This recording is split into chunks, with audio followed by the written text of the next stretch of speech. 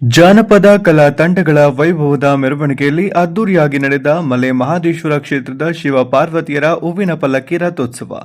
ಭಕ್ತಾದಿಗಳ ಅನ್ನಪ್ರಸಾದಕ್ಕಾಗಿ ಮಾಲಾರನ್ನು ಧರಿಸಿ ಭಿಕ್ಷಾಟನೆ ಮಾಡಿ ದವಸ ಧಾನ್ಯ ಸಂಗ್ರಹಿಸಿದ ಪ್ರಕಾಶ್ ಗುರೂಜಿ. ಕೃಷ್ಣರಾಜಪೇಟೆ ಪಟ್ಟಣದ ಹೊರವಲಯದ ಸಂತೆಬಾಚಹಳ್ಳಿ ರಸ್ತೆಯ ಬಂಡ ಬೊಯ್ಯನಹಳ್ಳಿ ಗ್ರಾಮದಲ್ಲಿರುವ ಶ್ರೀ ಮಲೆ ಮಹದೇಶ್ವರ ಸುಕ್ಷೇತ್ರದಲ್ಲಿ ಶಿವ ಪಾರ್ವತಿಯರ ಹೂವಿನ ಪಲ್ಲಕ್ಕಿ ರಥೋತ್ಸವದ ಅಂಗವಾಗಿ ಜಾನಪದ ಕಲಾ ತಂಡಗಳ ವೈಭವದ ಅದ್ದೂರಿ ಮೆರವಣಿಗೆಯು ಕೃಷ್ಣರಾಜಪೇಟೆ ಪಟ್ಟಣದಲ್ಲಿ ನಡೆಯಿತು.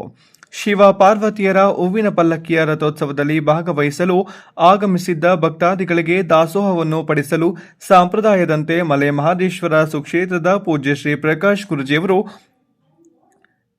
ಮಾಲಾರನ್ನು ಧರಿಸಿ ಗ್ರಾಮದ ಮನೆಗಳಿಗೆ ತೆರಳಿ ಭಿಕ್ಷಾಟನೆಯನ್ನು ಮಾಡಿ ದವಸ ಧಾನ್ಯಗಳನ್ನು ಸಂಗ್ರಹಿಸಿದ್ರು.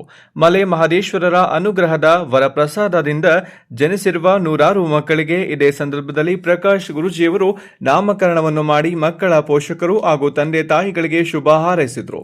ಶಿವ ಪಾರ್ವತಿಯರ ಹೂವಿನ ಪಲ್ಲಕ್ಕಿಯ ರಥೋತ್ಸವದ ಅಂಗವಾಗಿ ನೆರೆದಿದ್ದ ಸಾವಿರಾರು ಭಕ್ತಾದಿಗಳನ್ನು ಉದ್ದೇಶಿಸಿ ಮಾತನಾಡಿದ ಪ್ರಕಾಶ್ ಗುರೂಜಿ, ಹಬ್ಬ ಹರಿದಿನಗಳು, ಜಾತ್ರೆ, ಉತ್ಸವಗಳು ನಮ್ಮ ಸಂಸ್ಕೃತಿಯ ಪ್ರತಿಬಿಂಬವಾಗಿವೆ.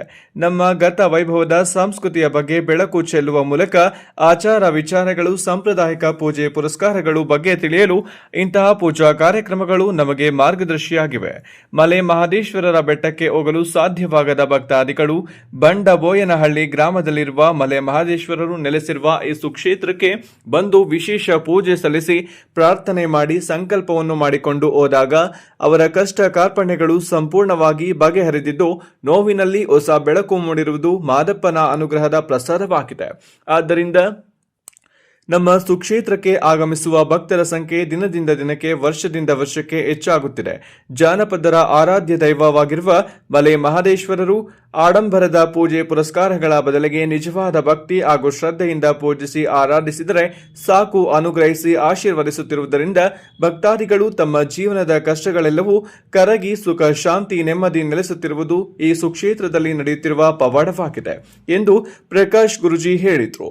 ಸಮಾಜ ಸೇವಕರು ಹಾಗೂ ರಾಜ್ಯ ಆರ್ಟಿಒ ಅಧಿಕಾರಿಗಳ ಸಂಘದ ಅಧ್ಯಕ್ಷರಾದ ಮಲ್ಲಿಕಾರ್ಜುನ್, ಕಾಂಗ್ರೆಸ್ ನಾಯಕರು, ಮೈಸೂರಿನ ಮಿತ್ರ ಫೌಂಡೇಶನ್ ಅಧ್ಯಕ್ಷ ವಿಜಯ್ ರಾಮೇಗೌಡ, ಡಿಸಿಸಿ ಬ್ಯಾಂಕ್ ನಿರ್ದೇಶಕ ಶೀಲನೆರೆ ಅಂಬರೀಶ್ ಪೂಜಾ ಕಾರ್ಯಕ್ರಮದಲ್ಲಿ ಭಾಗವಹಿಸಿದ್ರು. ವರದಿ ಡಾಕ್ಟರ್ ಕೆಆರ್ ನೀಲಕಂಠ, ಕೃಷ್ಣರಾಜಪೇಟೆ, ಮಂಡ್ಯ.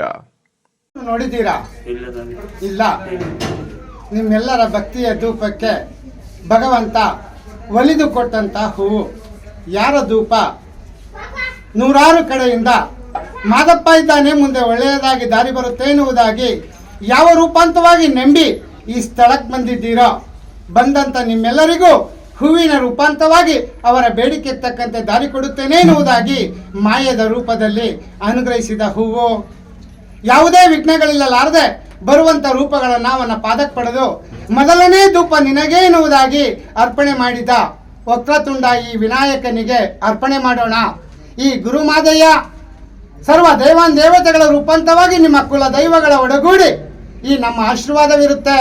ಹೊಸದಾಗಿ ಈ ಸ್ಥಳಕ್ಕೆ ಪ್ರವೇಶ ಮಾಡಿರುವ ಜನ್ಮ ಕೊಡುವ ರೂಪದಲ್ಲಿ ಈ ಧರೆಗೆ ಹೇಗಿದೆಯೋ ಇಡೀ ದೇವಾನ್ ದೇವತೆಗಳ ರೂಪಾಂತವಾಗಿ ಜನ್ಮ ಕೊಡುವ ರೂಪ ಎನ್ನುವುದಾಗಿ ಧೂಪ ಕೊಡುವ ನಂದಿಯ ಮೇಲ್ಭಾಗದಲ್ಲಿ ಕೂತ ಶಿವಪಾರ್ವತಿಯವರ ಪಾದಗಳಿಗೆ, ಶಿವಪಾರ್ವತಿಯವರ ಪಾದಾರವಿಂದಕ್ಕೆ ಗೋವಿಂದ,